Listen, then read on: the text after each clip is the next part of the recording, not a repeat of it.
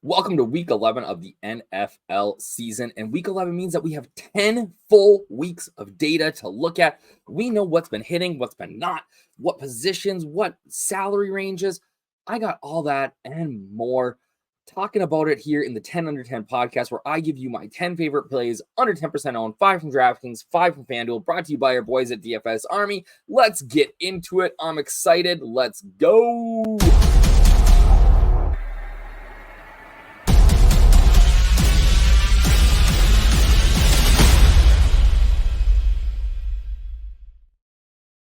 What up, everybody? It's your boy DFS Up North here with another 10 under 10 DFS podcast, where I tell you my 5 favorite DraftKings plays and 5 favorite FanDuel plays, all under 10% owned, to help you take down a GPP. And like I said in the intro, we have 10 weeks of, basically 10 weeks of Million Makers, 10 weeks of all these big contests to really see what has been going on. And I've got a few thoughts, all right, just based on what we've seen so far. And so here's kind of where I'm at, all right, in terms of what works and what doesn't so far in GPP. So the number one thing that I've noticed so far this year is that chalk running back is just you have to eat it, right? So you got to look for ways to differentiate maybe between a couple of guys. So like if we look at the chalk for this week, let me get my screen up here for you guys. We look at the chalk running backs for this week, right? James Conner, Josh Jacobs, Travis Etienne, Tony Pollard, Breece Hall, Jahmyr Gibbs, CMC.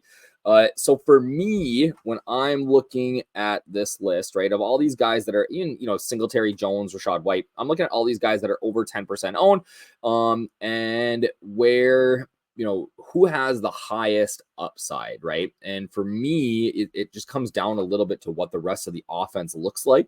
So guys like a Josh Jacobs, right? Coming off a bit of a dud, but he's smash play at 6,800. All right. Breece Hall, we've seen him do it, but not necessarily my favorite play. Jahmyr Gibbs, though, even with David Montgomery back last week, he was smashing. So again, a guy that I'm willing to eat. Christian McCaffrey, every week play, doesn't matter. Singletary, he popped off. He's cheap again. I don't know. Jones, I don't love it either. But, you get down here to an Austin Eckler, smash. Jaylen Warren, love him. Kenny Walker continues to be a good play and is probably under-owned here. So you got to just take some of these guys and, give yourself a chance, all right, and eat a little bit of the chalk. Like this week, Tony Pollard is going to be way more than 14% owned. I think that you can just, in GPP, I bet you, this is just back of the paper math, but he probably has like a 30 to 40% chance of being in the nuts this week, just given the matchup, the amount of ownership that he has. So a guy that's hitting that much, like at 6,600, you have to have exposure to him. All right. So that's sort of my thoughts on running backs this year. That's why we haven't seen a lot of running backs show up in my GPP article the last couple of weeks, because after a couple of weeks we started to realize and hey, maybe this is an anomaly, but now we have 10 weeks of data and it's looking like we just gotta eat chalk running back. And I do have a guy this week, we'll talk about him here in a minute, but it's for the most part, we're looking at eating just playing the chalk there and maybe looking for one little differentiation, right? Not playing all the chalk, but not the top owned guy, or you're going to go underweight on Travis Etienne or whatever you choose to do, right? At QB, what we've seen is, yes, we've had like the high end guys play, but sort of this mid range, your Kirk Cousins have smashed, the Jared Goffs have smashed. So that's sort of what we're looking for. And really, we're looking for guys, who can throw the ball and run. So a Justin Fields, a Kyler Murray, all of those guys are super viable here. Even a Sam Howell, right? Sam Howell is throwing the ball a ton, even to his running backs. So a guy like that can win you a GPP. At wide receiver, ladies and gentlemen, it is like free for all. You can play anybody. Ownership doesn't matter. It's just, you're just trying to hit on the guy that's going nuts. And sort of similarly with tight end, outside of Travis Kelce, we haven't seen the stud tight ends play out very well, mostly because it seems like the stud tight ends have been on island games, like on Thursday Night Football, Sunday Night Football, Monday Night Football. So maybe this week will be we're missing Kelce and those guys again. So I think you can go underweight on a Trey McBride or a Dalton Kincaid and get guys like Jake Ferguson, Sam Laporta, all in good spots and heavily involved in their offense, right? For me at tight end, I'm just looking at, hey, who's getting a ton of usage in the passing game? All right. And then obviously, if you're a DraftKings or a DraftKings DFS Army subscriber, you get access to both of these sheets to see who is coming in low owned or high owned and things like that. So let's get to the article, right? Last week, not bad. Okay. QB was good. QB was really good. Wide receiver, though, I took some chances and we got burned, right? Jared Goff, Baker Mayfield all played well. Will Levis wasn't great, but Sam Howell smashed, right?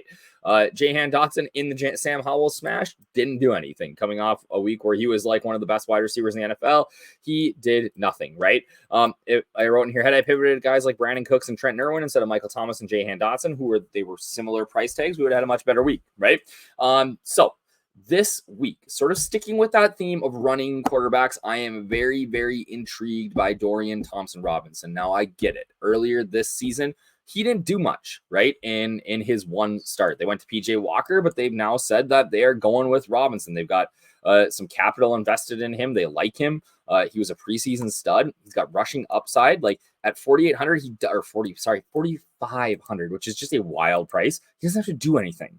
That's like a backup third string wide receiver 3 price. So, he gets 30, 40 yards rushing, maybe throws for a touchdown. As long as he doesn't throw 4 picks, we are in good shape.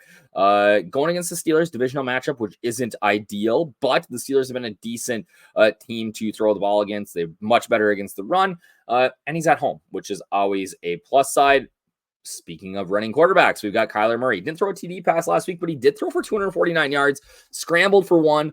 It's just the tip of the iceberg for Kyler Murray. I think he is going to have a big game this week against the Houston Texans, one of my favorite game stacks of the week. And he did it last week with Call of Duty coming out, which really tells you how focused he is this year. Trey McBride getting a heavy workload, Marquise Brown, but I really like Rondale Moore at his price. He's just ridiculously cheap. All good stack pieces. You can run it back with Singletary, not Noah Brown anymore, which we'll talk about in a minute. Collins, Tank Dell, all good pieces, or just a Kyler Murray card stack on its own. I don't think you necessarily have to get a Houston piece, especially because of how chalky the Houston pieces are going to be. But hey, definitely a viable stack. Remember, this is DraftKings, but I think Murray and Thompson Robinson are both viable on FanDuel as well. Another guy that's viable on FanDuel, but is just ridiculously cheap on DraftKings is Derrick Henry. 4.9% owned is insane. Has that gone up at all? Let me see. Like he's not even showing up on the board here on FanDuel. Is he on there in DraftKings? No. Oh, okay, guys. Derrick Henry owns the Jacksonville Jaguars. Who owns the Chiefs? No, Derrick Henry owns the Jacksonville Jaguars. He averages in his career 105 yards and 1.2 TDs. And he's got a couple of absolute duds in that statistic from the beginning of his career. 105 yards and 1.2 TDs.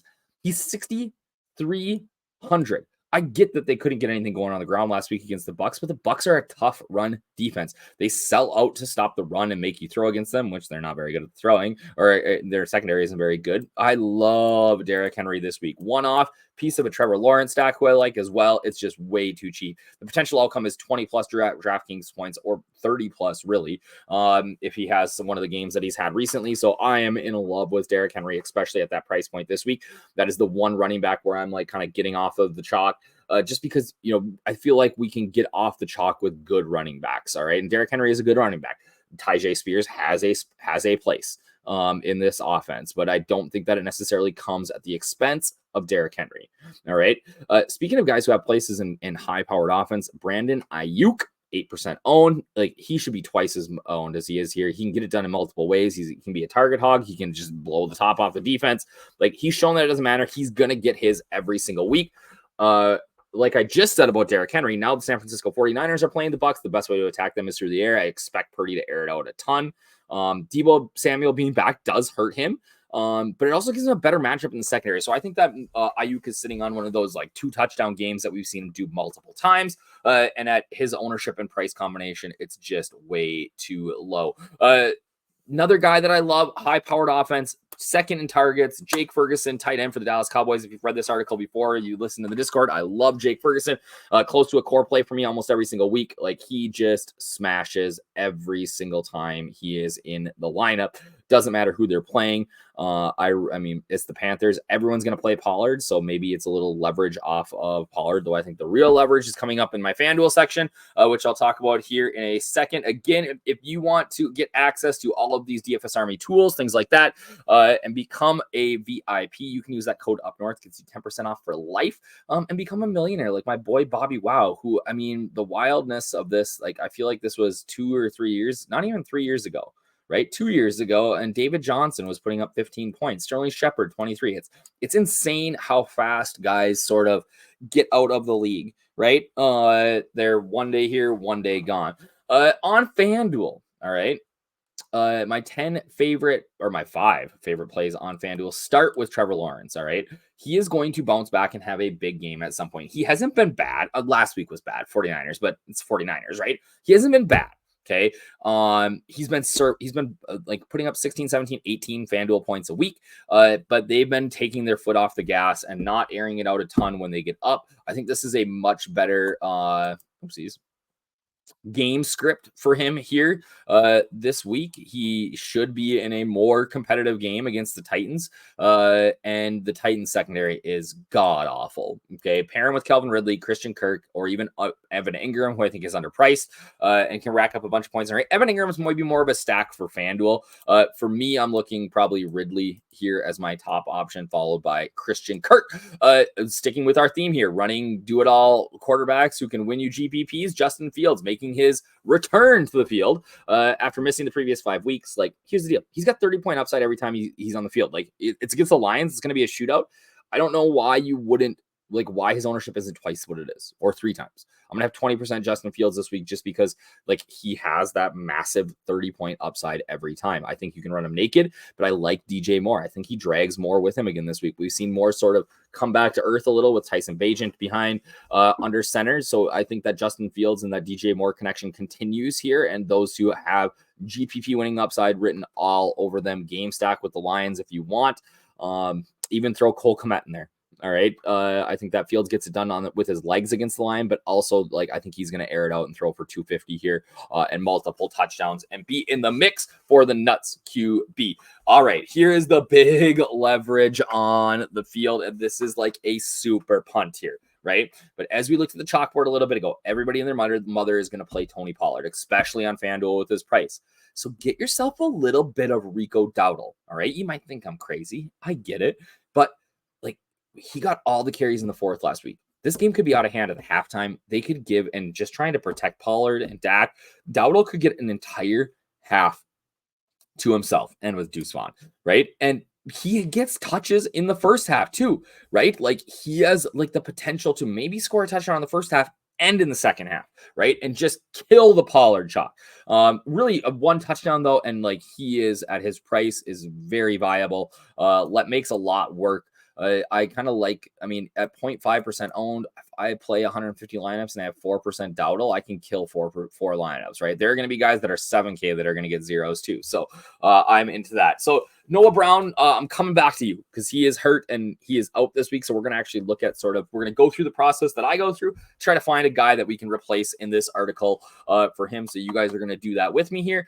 Finally, I love me some Dobbs in this prime matchup against the Chargers and their mediocre secondary, 6,300, 1.18%. Everybody's playing Christian Watson because he's too cheap, but Dobbs is the guy here. Trust him. He's going to him in leverage spots on third down in the red zone. I really think that Dobbs is going to get a ton of targets and a likely touchdown scorer this week. If he gets in the end zone, he's going to smash just based on volume alone. So I really, really like Romeo Dobbs this week. So, like I said, Noah Brown. Was going back to him after everything. He's been playing so well, but I am going to obviously have to replace him now because he has been ruled out. So let's go to the first step in doing this. Typically for me is I go to our domination station. I pulled up FanDuel. This is our optimizer that we use for building lineups here at DFS Army. If you want access to this, obviously you got to use that code UpNorth, get you 10% off. But I want to look at everything here and say, okay, what games look like good games? Obviously, we had targeted that Houston and Cardinals game, but all right, we've got Washington 23.25, the Dolphins 30, obviously a big number. 23.5 for the Chargers isn't bad. This game's obviously a little low scoring affair. I feel like nobody's talking about the Seahawks this week, so maybe that's where we go for our lower owned play. Okay, so typically we go to wide receiver. I'm just going to sort here by projected ownership. Actually, no, I'm going to go by ceiling projection. So ceiling projection is like what we think like the top end of what their results are. So right away, guy that sticks out to me is 6.79 projected ownership for Keenan Allen. But that 9,300 price tag is a little much. Like, you got to build your whole lineup around Keenan Allen, and the matchup isn't that good. As we keep going down here, though, Puka, 21.6 ceiling projection, 7.53. So I think that Puka is definitely involved here. What is he at? 7,500. Okay. DK Metcalf is at 9.18. A cheaper Tyler. Maybe it's Puka this week, you guys. Maybe it's Puka this week. I don't hate Puka. Let's bring up his game log here. All right, so he's getting Matthew Stafford back. He's 7,100. He's still averaging 19 points a game. He was a full participant. Able to suit up last week where he held in 3 for 32, which obviously isn't a great score, but he gets our boy Matthew Stafford back this week. Seahawks, a defense that surrendered 11th most catches, 12th most touchdowns. Good matchup. Okay, so Puka's in the mix here. All right, let's keep going though. Anybody down here? I like the Seahawks side of the ball, right? We said that. But it wasn't necessarily showing up. Marquise Brown, closer to that 10. I'd like to be a little bit lower than that. Maybe an Amari Cooper, right? You pair him with your boy Dorian Thompson-Robinson. If we just sort by ownership here, we can see I love Mike Evans this week. Michael Wilson, Jackson. So maybe the play is Jackson Smith and Jigba. Let's see what he's done the last week or two. Right, averaging 8.6 fantasy points, but I feel like his usage has been a little bit higher here. 9.3, 12.3, 12.3, not scoring necessarily, 6 for 7, 4 for 5. So he's getting some targets, right? But clearly the third option, but he's super cheap on DraftKings. So if you're building lineups and you're going through and you're like, oh, why is Jackson Smith and Jigba super cheap on DraftKings? He's viable, or he's 5,500. We're talking FanDuel right now anyways, but 5,500, definitely a sneaky play here maybe. We talked about Dobbs, Tutu Atwell's, and even further depth play. So really right now, for me, it's between Jackson Smith and Jigba and Puka Nacua. I don't, honestly, guys, don't even know how to say it.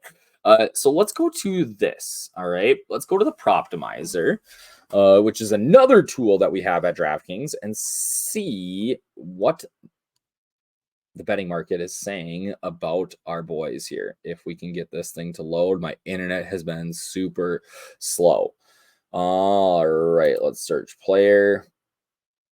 Let's unselect all, and let's search Puka and Jackson. All right, and so now I can compare these two on total receiving yards. So Nacua, our projection. Okay, so our projection for Puka is way better. So the Sharp app projection 77.39 is a much, like, we are loving the over in receiving yards here quite a bit. So I am going to add Puka to my player pool this week on 10 under 10. I get that it's not like a straight flop at 6,100 to 7,500, but I think that he is a super viable play. So I hope that sort of helped you guys with your process and identifying guys who you want to play every week. It's been a lot of fun for me this week. I'm excited for this weekend. It's going to be a good slate of games. And then we get into Thanksgiving, which is my favorite week of the year. If you are not a DFS Army subscriber, like on Friday, I'm filming this Friday night, put in a week, get a week membership. Just get a week. right? Thanksgiving showdowns on Thanksgiving. We got the short slate. We got a Friday game. So I am really excited. No Joe Burrow on Friday game. We got Jake Browning under center. So that'll be interesting. But it's going to be a really fun week. So again, use that code UpNorth, 10% off VIP monthly membership. If you like this content, please like, comment, subscribe to the DFS Army channel so you can get access to the latest information as soon as it comes out. Again, I am Josh Thomas, aka DFS Up North. Have a fantastic week. Peace. Good luck, everybody. See you next week.